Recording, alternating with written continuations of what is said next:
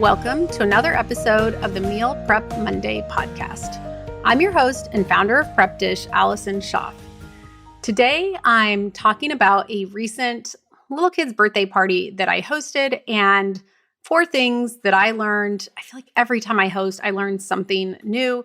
So these were kind of my 4 takeaways that I learned from hosting this party. Before I get into the 4 tips, I'll kind of go over an overview of what was on the menu and then go into the takeaways from there. So first of all, a little background on the party. So my son was born in December, right around Christmas time. And I've had multiple people tell me when they heard that, like, he's not quite a Christmas baby, but close enough. I've had a few people suggest doing a half birthday celebration. And this year we tried to do a January birthday party. It was a big flop. Everyone's out of town. No one wants to come to parties. I get it. I would feel the same way. It's just a really hard time of year to throw a little kid's birthday party. So I have decided that as of now, we are going to do family birthday celebration in December and friend birthday celebration in June. This was the first year. So far, so good. The party went great overall. They had a good time. And I feel like the menu came together. It was really easy. I think some of you might actually be surprised at how simple I kept it. So actually first too, I guess it's relevant to say for the party, June, Texas, it's hot. We were outside. The food was kept inside so people could come inside for the food. And I wanted to keep it because of that. And it was also middle of the day. And I partly did that with the timing of the party so that I wouldn't need to serve like meals or anything too heavy. And because it's so hot, no one wants anything too heavy. So it makes the menu a lot easier because of the nature of the party. We also ended up buying one of those big inflatable water bouncy houses. It was actually my son's idea. We'd gone to a friend's house. They had one. I was thinking, no way are we getting one of these things, but he really wanted it. And I decided it was easier than opening up our pool. Pools can just be so dangerous with kids. And we'd hired a lifeguard. She ended up backing out. I actually wouldn't have minded of having her even with just the bouncy house, but that didn't happen. So it ended up working out great. I think the kids loved it. I'm sure the parents, it's just a lot easier to relax with a bouncy house versus an open pool. So that worked out great. And actually because of that too, like the kids didn't eat as much, like sometimes at parties, kids will eat a lot. And when there's something like that, that's so fun and entertaining, I noticed they just weren't really in and out eating all too much because they were so entertained with this bouncy house with water. So the menu, like I said, I kept it really simple and light and knowing the setting of it. So what did I have? So I had grapes, orange wedges, bell pepper, popcorn, a cheese board. I'll get into that a little more with my takeaways. A lot of beverages. I found it's always good to have a lot of different beverage selections so people can kind of choose what they want. Was there anything else that was out there? I think that was about it. Oh, and cheese sticks. So, and then we of course did the cake and I also did ice cream. I will also talk a little bit more about that in my takeaways. So that was that's an overview of the food that was there. And let me say with my takeaways, my number 1 was that I really liked this approach. I didn't make quote unquote make much of anything, right? What I really focused on is the cake and ice cream. So the cake, he of course went back and forth every time I'd ask on what flavor he wanted, finally settled on strawberry, which I've done one time in the past and found a homemade strawberry cream cheese frosting that's super delicious. So the frosting, really special, homemade. And then I had the week before made a honey ice cream for Father's Day for my husband. So we have bees. We just had a nice honey harvest. So I kind of wanted to incorporate some honey into a dessert for Father's Day, since my husband's the one that manages the bees, caretakes for the bees. And it turned out great. I hadn't pulled out my ice cream maker in quite a while, and I forgot how easy it is to make homemade ice cream. I found a recipe where the only sweetener used is honey. It's a pretty simple recipe. And I bought those ingredients to make ice cream the weekend before and only used half of them. It used about half of the container of the heavy cream. It used some whole milk, which we always have on hand, eggs, vanilla, salt, and the honey. So I had this like half-used bottle of heavy cream, and I thought I should just make some more of this ice cream for the birthday. It's not going to be, no, people will not be able to have a huge bowl. My ice cream maker is only so big, but I thought, it's kind of a special treat. There's also cake. I think it'll be fine. It turned out great. The cake and ice cream really did feel special. It was nice to have something that was homemade. And then, like I said, everything else I kept super simple. I didn't make things. I just did, foods that were easy and they were kid friendly. The thing that I think made them the most kid friendly, though, is I specifically, and I'll kind of walk back through some of the examples, I kept things that were easy to grab.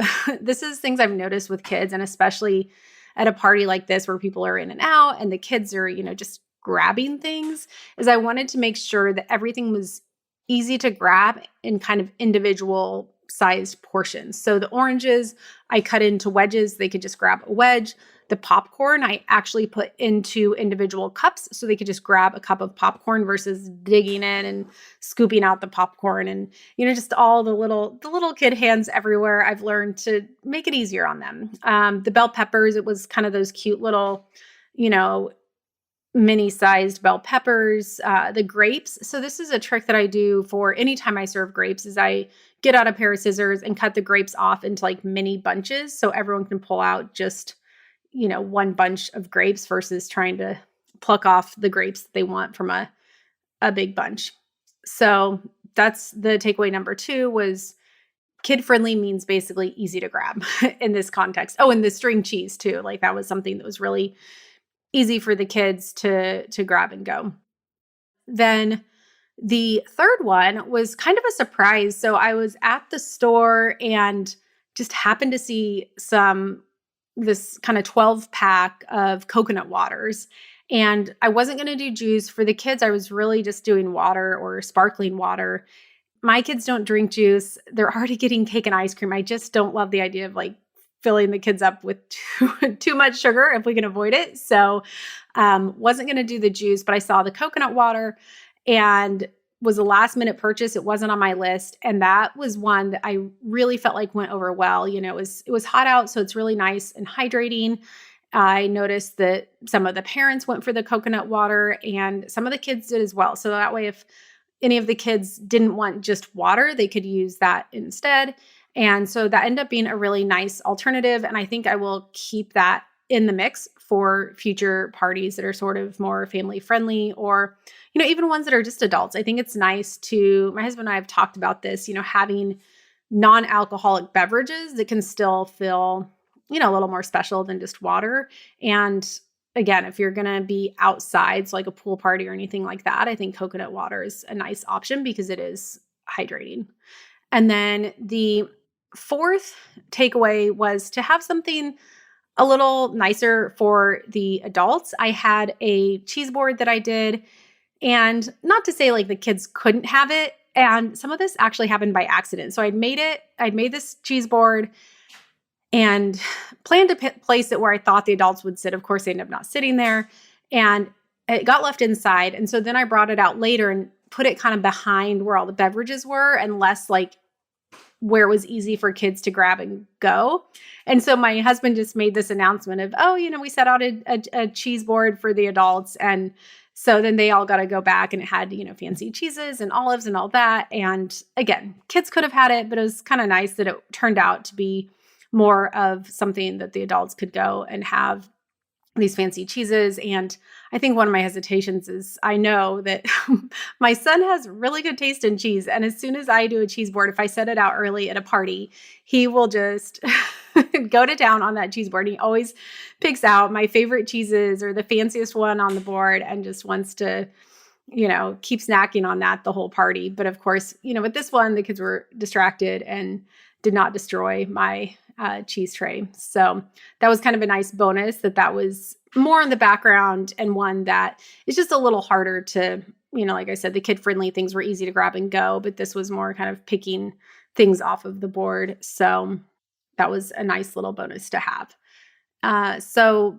those are my tips there. We have, I don't know if I did an episode on one of the previous birthday parties that I hosted. The party I did for my other son last year, we actually have an entertainment bundle and party menus through Prep Dish of like sample menus you can use for all sorts of different parties, but one of them is a kid's birthday party. And I have used that one when it was like a fall party and people are more focused on the food. I think in the summer with outdoor parties, people are less focused on the food. So it's easier to do this thing of not making anything. Not that you have to any time of the year, but I always like to have something special. And if it's something where food is more of the focus, I'm going to put more of a focus on it. So I will link to those menus. If that's something you are interested in, you can check those out. Also, we have done one party at like a place where, the food was there and we've purchased. So I've done like kind of different things along the way. And I just, the entertaining parties with kids is not completely new to me, but still trying to figure out what works best. And this one, I feel like it was really dialed in a good way and kind of just had the right mix of foods where everyone was happy. So hopefully some of this gives you some good ideas for upcoming parties. Honestly, I don't think any of this food would have been too, like, you wouldn't know it was a kid party. You could easily do this for an adult party, like I said, a pool party or something where it's warmer outside. I think all of these would have been great and worked for that as well. So hopefully some inspiration for you. I'm at Prep Dish if you want to reach out on Instagram. If you are not a member of our Facebook group, we have a Facebook group where we talk more meal prep, meal planning, but we can also get into topics like planning food and recipes for parties. I will link that in the show notes as well. That is all I have for today. I will be back again next Monday with another episode.